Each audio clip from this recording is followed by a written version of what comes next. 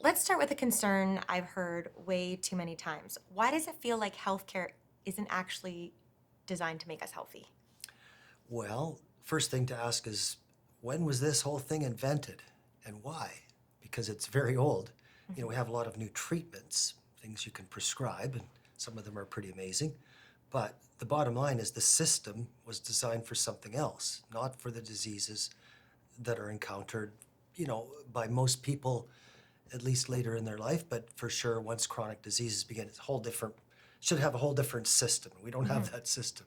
We use the same thing that you would use to treat a bladder infection for someone that has depression or who has, say, diabetes or obesity.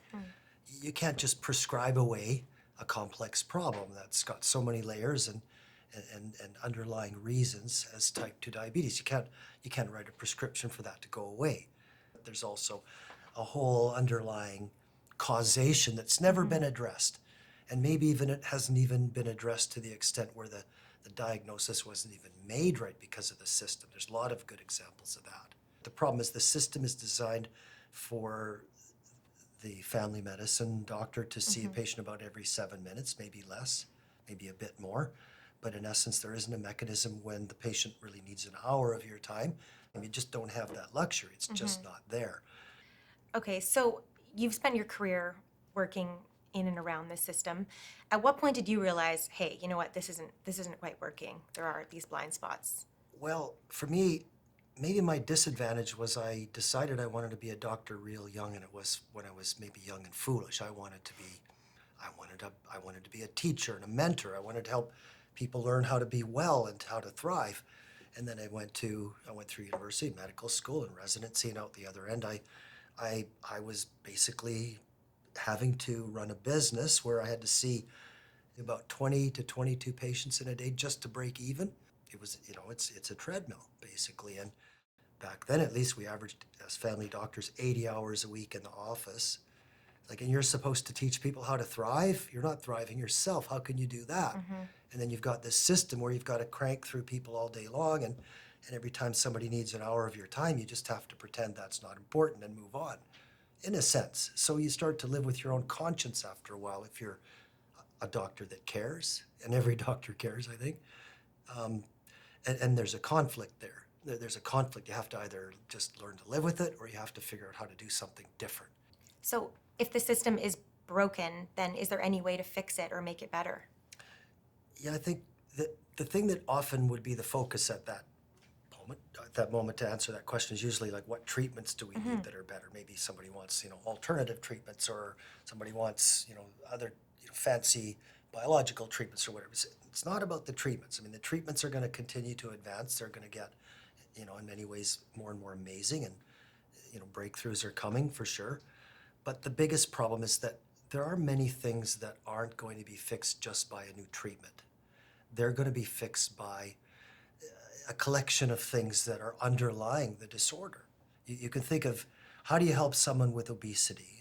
Where do you start? You start with Ozempic? Well, maybe, but the problem is that this is a problem that didn't come out of a vacuum. Maybe it began because this person went through trauma in their childhood. They carry with them adverse childhood experience that imprint on their soul. That these are people that they feel despair in a way that needs something to make them feel better, and they've learned to turn to food, and they need a way to find solace in their inner workings first. It's like that's more important than whether they should get Ozempic or not. It's like you got to try to find the roots of the problem. So the big thing that would change medicine isn't better treatments or alternative therapies versus this therapies. It's really, we need to find a mechanism that people can engage in transformative education that sinks into the point where they begin to develop new skills. Those skills start to translate to new routines, becomes their new flow of life. Once it becomes the flow of their life, well then, Okay, that's interesting because, so you're saying education can be preventative. And most people, when they think prevention, they think, screening tests or blood work or medication. So how do you address both, or do you go straight to the education first? well, I mean, let's start with some definitions. Preventive medicine, we kind of divide it up 3 ways. There's primary prevention. That's like, getting regular exercise to reduce your risk of heart disease in the future. That would be called primary prevention. Secondary prevention is when you have something gone wrong that's maybe chronic. Then secondary prevention is the things you do to keep it from regressing and hopefully even seeing it go into remission. A good example would be, for instance, type 2 diabetes. It's a disorder that's almost entirely because of if you want to call it lifestyle.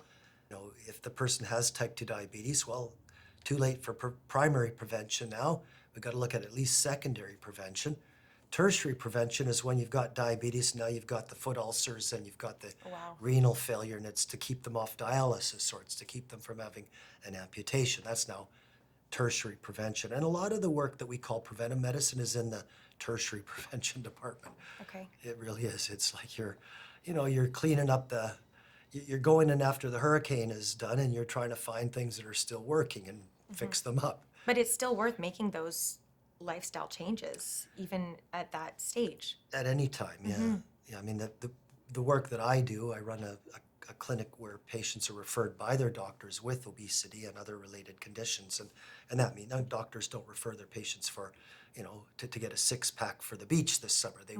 They refer their patients because they're Sadly. in big trouble, right? They've got, it's not just that it's their weight, they have a list, right? They have a list of problems and there are always some in the mental health domain. There's some in the sort of the nutritional education domain. There's some in the, where the rubber meets the road domain, like healthy food preparation and planning and so on. And then there's all kinds of medical things. There's medical things that, one thing that, for instance, diabetes leads to high risk of sleep apnea. But if you don't treat the sleep apnea, it makes the diabetes worse, which then makes the sleep apnea worse. So That makes sense. you got to go after these vicious cycles that people get caught in. There's a lot of them.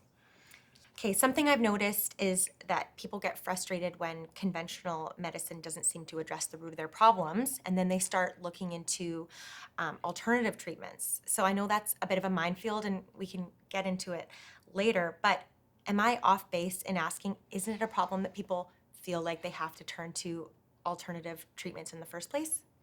I think the problem arises again, it's not so much that alternative treatments might be better treatments, Okay. but it's the system doesn't address so many issues that people Okay. have that can't be addressed in the system that is what we call modern medicine, the 7-minute office visit. So they could go elsewhere. If you go in and you say, I'm exhausted and I feel terrible and I'm in pain, and they run some tests and say, looks all fine, well, that may be not the end of the story for you. No. You're still suffering, right? And that's very true for a lot of things. I think that, where you might find people go to alternative practitioners is those people will take more time with you. There's never been sort of a push to get doctors to develop an educational element of their practice. It should be, in my mind, you should have it's like a family practice, should be family practice and school. It's like Interesting. the patients in the practice that have depression, they come to depression school. Patients with obesity, they come to obesity school. Patients with, not everything needs school, but it But that means education education component is often is huge. the secret to the total. It's the solution to the problem. It's not necessarily whether we need an alternative therapy No. to fix it. It's that we need the person to develop self-efficacy because it's something that could be made better over time because of empowering the person themselves. But if you're going to make a change and you understand why making that change is going to impact you, I think that's going to be for long-term results. That's going to make a huge impact. That's right. So I Like like that. establishing very strong values as to why you want to move away from this place of disempowerment. Disease like obesity is a disease of disempowerment. We all know that if you could eat a certain amount of calories in a day, it would all go away eventually. In theory it would. But it's hard to do when you've got 100 pounds to lose. It's a long, hard road. It's really hard. And you're Right. fighting your own brain all the way. Like all these hormones are raging all the time. It's a hard thing to do. So to get there without the right kind of knowledge is impossible. And if you do, it's going to be backfiring on you anyway. You'll regain it all. So in essence, there's no other way to treat something like obesity without treating the person educationally. You've got to help them trade willpower for skill power is what we say. I like that. You have to have the knowledge to be able to have skills that are there when you don't really feel like it. So everything you've just said about education and making these lifestyle changes, a lot of medical doctors already feel like this is what they're doing. But is that truly the patient experience? What are your thoughts? Well, I think all the doctors that I know are in it for the right reasons. They want to help people. They're interested in health themselves. Overall, I think doctors today are a pretty healthy group from a lifestyle point of view. Maybe not in the stress side of things, but otherwise, probably. So I think that they want to emulate that, good health to everybody, and they probably do it. It's not like doctors are ineffectual in preventive medicine. It's just that the way the system is constructed overall, like we have to treat a lot more cancer than we probably need to. If we were able to be better at preventive medicine, then the cancer rates would be going down so low that would be there would be more rare sides to cancer, and the same with heart disease and a lot of other things. I think the problem is that we take preventive medicine more as a thing you do to screen for the things that are inevitably going to happen, basically, which is good, but what if they just almost never happen? You wouldn't have to really screen so much. That would be the reality. So maybe we need to start from scratch by trying to get school curriculum to start to really focus on helping kids learn how to thrive as human beings. It's a big ask, right? How do you do that with disparate school systems all over everywhere? I don't know. I don't know, but this is what we kind of need to aim for as a society. Otherwise, we won't be able to afford the system any longer. Yeah. Like we can't afford it now, and the demographics of the population, the way it's aging, and we're not going to afford our current system the way it is. It's gonna fall apart. It's a house of cards, it really is.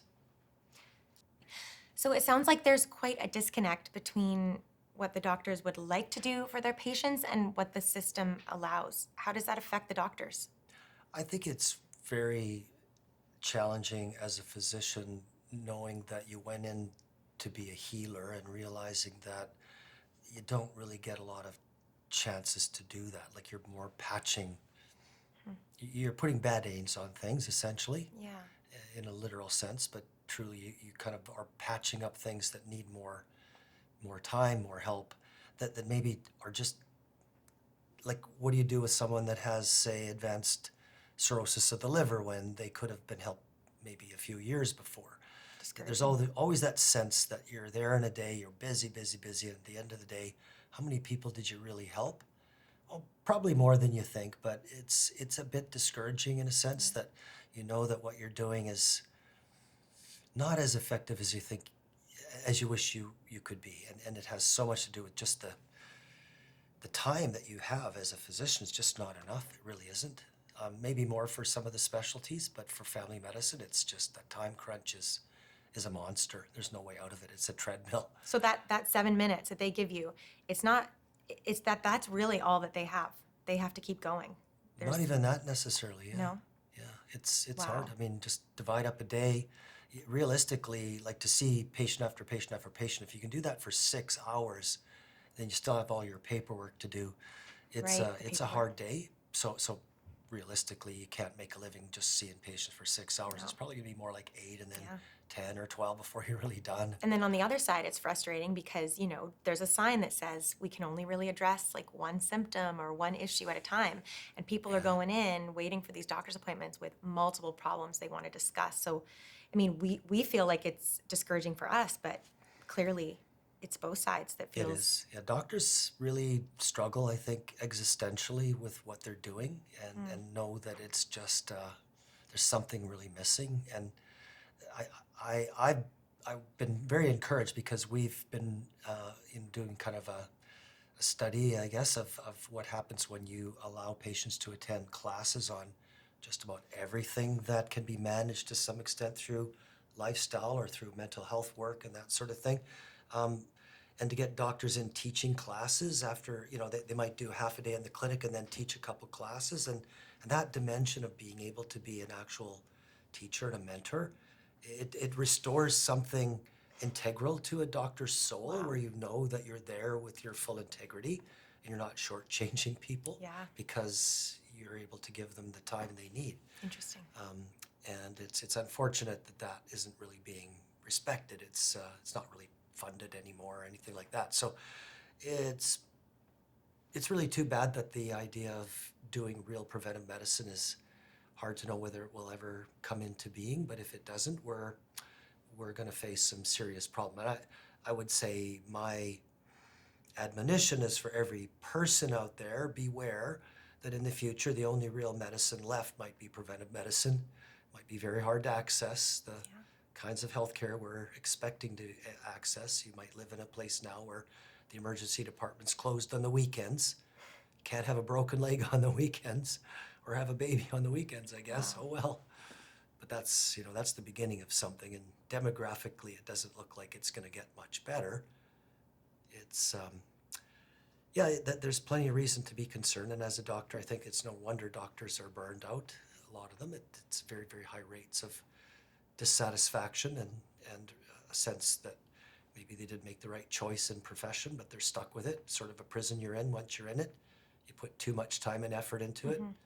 You got to see it through right to the end of your life. Well, so if you're saying, doctors are experiencing their own type of burnout, how can they teach those lifestyle changes or guide people through prevention then? When I got out of medical school, got into my residency, I did my residency. I spent 3 years doing postgraduate work in the U.S., and that was, 40 years ago, when it was expected that you were on call every second night or every third night, which meant you basically worked all day, all night, Wow. all day kind of thing. So a 36-hour shift was a normal experience. I did that every few days. I did a 36-hour shift, but it was almost like a badge of honor you wore. Like if you worked 120 hours a week, you're like, it's kind of this thing you did, right?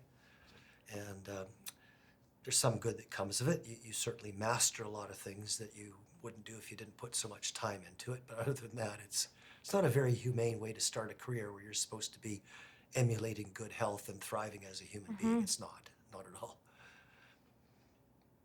So you'd mentioned something earlier about preventative healthcare might end up being the only option that we have left.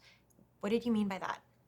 Well, to some extent, as a younger person, roll the clock forward, say 30 years from now, what will the healthcare system look like? Well, probably less access to resources than now, because things will get so expensive that how can we afford it, for one thing? And then also even just the culture of physicians that are coming through the system. In my generation, we were expected to work an average of 80 hours a week as a family doctor. That was just the average of That was how normal. many hours you were basically doing medicine in your office. On top of that, you're expected to read something like 10 hours a week in medical education, journals, and going to courses in that. The newer doctors, I think it's different. I've been teaching family medicine doctors for quite a few years at UBC, and my sense is, and not saying anybody's lazy, but the thing is, why should a person that wants to be a healer not be healed themselves first? Why should they not have a life that lets them thrive? That's the doctor I want, but the problem is that these aren't the doctors that are going to see 50, 60 people a day and just crank through and run that treadmill. They maybe want to have a bit of a balance in their life. Right. That demographic change is coming like a tsunami. The doctors, the baby boomers like me, they're retiring. Wow. Some of us hang on because to me, it's what I am, it's what I do. But increasingly, the doctors coming up to them, it's more of a job. It's something they leave at home, or they leave at work and go home. Yeah. Never was that for me. It was my life. We were told from the first day of medical school, this is not a job. This is your life. This is who you are. This is who you'll be till the day you die. There's no way out of this. They sort of told us that, get ready, like you're now going to be owned by this thing that you are. Right. You are a doctor. It's now. But times are changing. I think so, and I think it's good. I think it's good that doctors, not that they shouldn't be good at their job or be competent. Yes, they need to be, but at the same time, they should start by being a person who themselves is thriving first in their own lives. They need to be able to teach that to people. So what I'm hearing from you is we really have to start focusing more on prevention instead of being reactive.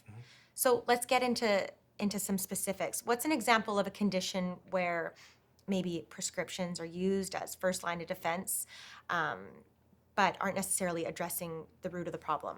Okay, yeah. I mean, in some cases, the prescription might even make it worse. I believe that. And I can say something that's done every day, probably in many Wow. doctors' offices. You go to the doctor, say, I can't, I get it. I wake up at 3 in the morning, I can't get back to sleep. And I just toss and turn and I'm hot and sweaty and I can't turn my brain off. Doctor, the solution is a sleeping Sleeping pill. pill, yeah. Well, what if that person had all the signs to make you think maybe he's got sleep apnea and you weren't checked for it? How's that sleep apnea working for your, or how's that sleeping pill working for your sleep apnea? Well, That's a really good point. you might be unconscious for a little bit more in the, in the night, but does that help sleep apnea? No, it'll potentially make it a lot worse. You're still losing oxygen to your brain. Yeah, I mean, it might make the cardiovascular consequences worse, the effects on your brain, the effects on Absolutely. inflammation and pain and all that stuff. That's a good example. You're dealing with, that's the worst to me. It's common because I see it all the time running the clinic I do. But in essence, it's a good example of where things just don't make sense. You have a condition where the treatment of the underlying cause is the thing you should be going after. Why do you have insomnia? If you don't think why first, you might find out that the treatment isn't suitable at all. In this case, it's not. To simply treat sleep apnea with a sleeping pill it's the wrong treatment. The treatment should be treating the sleep apnea. And you can get after where that comes from as well, a little deeper, and you could maybe help that. But at the same time, it's a good example of what happens often in the doctor's office. There's this sort of reactive approach to things where, depression, antidepressant, anxiety, anti-anxiety, pain, painkiller, pain, anti-inflammatory. Instead of thinking, what are the other things that this all came from? There's always Is it because that's what underlying works for the cause. majority, though? Is that because, most people really do just need a sleeping pill? Is that what they're finding works? Or is it just because Well, the it time? doesn't. Yeah. And all the doctors know it doesn't. Sleeping pills are not the answer for Then I find that so... sleep problems. I mean, Right. there may be a use. I'm not saying there's never a purpose for them, but particularly when they're used chronically without addressing any underlying cause, it's akin to going to your doctor and finding out you have anemia. Then the first thing your doctor does is put you on an iron supplement. Well, guess what? For most people, when they have anemia, if it's not for a known reason, like heavy menstrual periods, they're probably losing blood from somewhere, and Right. if they're over 60, it's probably colon cancer. Maybe it's a bleeding ulcer. You don't just put them on iron. Like that's the kind of thing that's not good medicine at all. No. It's not that it's preventive medicine or not. It's just you've got to try to go after the cause of the problem rather than just going after the treatment in many cases. So good prevention should start by making sure you think through what all of these things could be coming from. Absolutely. And that's true for many things. Childhood developmental disorders, say ADHD, there's a percentage of those kids where if you can improve their diet, they get better. I did a clinical study on that, a controlled clinical trial on 75 kids with ADHD many years ago where myself and a dietitian put on nutrition and cooking classes for 50 of the families, and we got them to get the kids off fast foods, junk foods, and sugary drinks, and we compared them to 25 kids that were just followed as control groups. And it's not like I'd say changing the diet cures ADHD, but amongst those kids with ADHD, there were kids where it seemed to be a game changer for them. Their Much better than behavior just putting them improved. on Ritalin.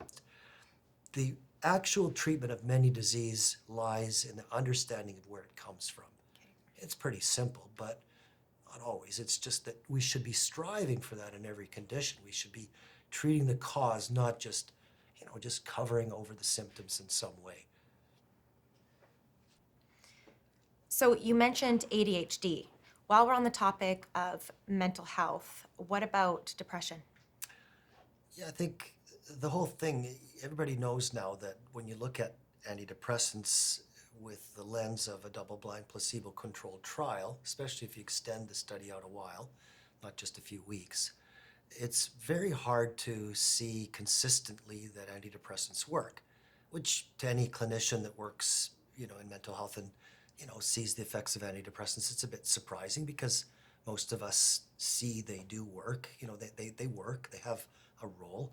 But the problem is, I think that my sense over 40 years is that life's gotten a lot more complex, and that somehow that and the change in sort of globally, health, especially gaining weight, has taken depression from a simple condition that used to be treatable with an antidepressant for a few months and then it was gone.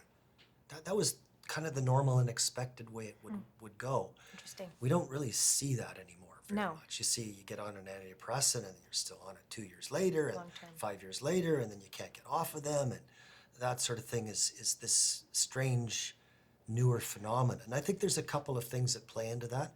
One of them is that depression that's accompanied by obesity is a different disease. It's because we're dealing with a different kind of depression, a depression that's physiologically driven from inflammation more than it was maybe a couple of decades or 3 decades ago, generally. And I think that the constant erosion of the food supply with industrialization is starting to finally, it's starting to show up as, you know, as something that is real, and it's affecting our brains. I think we're seeing this kind of complexity with a lot of things, and we're seeing things that really aren't managed with drugs very well at all, like say anxiety disorders, even more so. We have, you know, we have medications that we used to use for anxiety because they work real well, but they're all addictive. All of the benzodiazepines and similar drugs, these are drugs that we really have to stay away from. Those drugs, it's like opioids for pain. They're have to be used with grave caution. Yeah. We're using antidepressants for anxiety more. That's probably safer, but still, is anxiety really a neurotransmitter problem, or is it a thought problem? Is it a problem of managing thoughts and managing emotions? Well, research into cognitive behavioral therapy and acceptance and commitment therapy and similar approaches where we look at this carefully and sometimes even head-to-head with medications that shows that these treatments really work. And not only do they work as well as the medications, but they work in a more long-lasting way. So for me, I think of medications for something like depression more like a catalyst for change. Same with something like Ozempic. It's a catalyst for change. It's a thing to help get you on the right track so you can start to manage it with your own self-efficacy better. Right. So, Dr. Lyon, we have talked a lot about preventative health. So, if I wanted to start today being more proactive and less reactive, where do I start and what should I do? Well, I'd start with the basics because most people, they get off track with things. There's a lot of things that are presented as big deals that are probably more like distractions. Okay. So, you know, starting with the basics of eating real food instead of something from an industrial food supply, if you know what I mean, like real food. I would also find a way to just establish the values that lead you to make decisions that are going to be required for you to have better long-term health. Some of these things are just daily kind of monotonous commitments, like getting regular exercise is one of those. But that's also where good health arises, is learning to be in your life, not in your head. So you know, being distracted with things like, you know, getting too wrapped. I'm not going to get into the controversies, but, you know, we know what they are. It's like, should you just eat meat, or maybe you should eat nothing but plants? Maybe it should be, there's a sugar diet now. It's like, why not start with the things that are for sure going to be helpful? Things like eat real food, you know, mostly make real food from scratch at home. Learn how to make that taste good. If you don't know how to cook it all, get a meal delivered, like get a meal kit service that brings the meal to your door. So you have to throw a meal together that might be like something you eat in a restaurant. You'll find out it doesn't take much to be a pretty good chef. After a while, you'll actually be able to master quite a few things that are good for you and taste delicious too.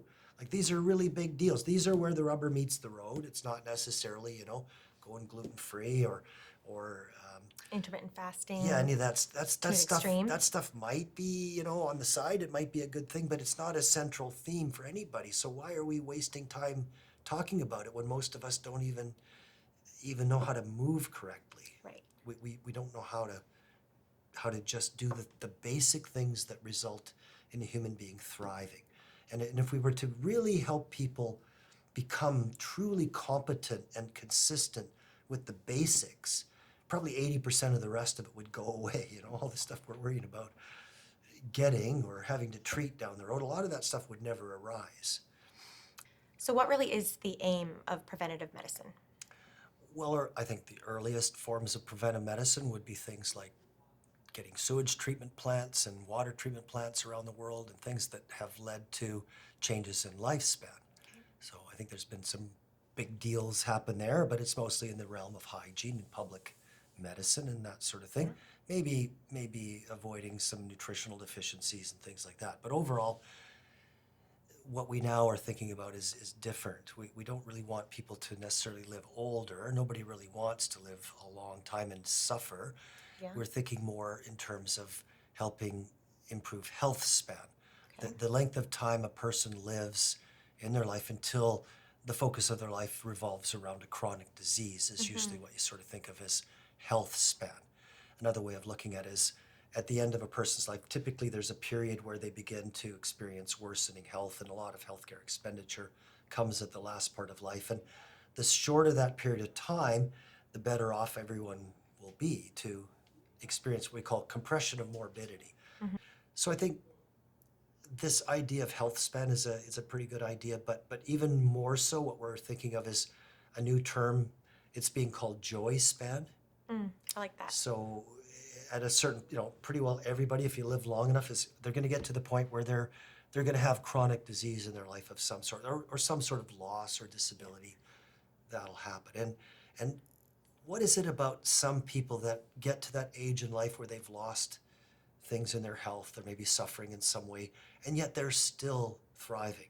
Right. It's a very important thing to study. This is part of what we're looking at in these blue zones, places where people live longer than most parts on Earth. It isn't necessarily all their habits. Some of them aren't even that good. Sardinia, where they have the longest lived men in the world, they actually have a fairly high incidence of smoking.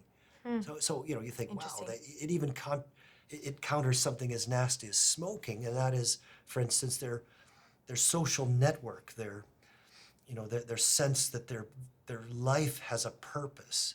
And it's pretty simple, maybe. It's living in the village and contributing to the lives of your family and your friends and your village members and that. But it's that kind of simple life where people learn to thrive and they learn to be connected through their whole life that seems to have this sense of this is what gives people the youth juices way into their old years. It's not just what you eat or whether you exercise or that sort of thing. It's the full package of what it takes for a human to thrive. So when we think about healthcare, we think about doctors' offices, pharmacies, hospitals. But in terms of preventative healthcare, what would that look like in the future? Well, I'd have to say I'd probably rank the healthy grocery store on the top of the list for what I would say would be the equivalent of as important as the hospital in preventive medicine. Okay. Like teaching people especially how to use things in a grocery store in a way that turns into good health and delicious food. So that'd be number one.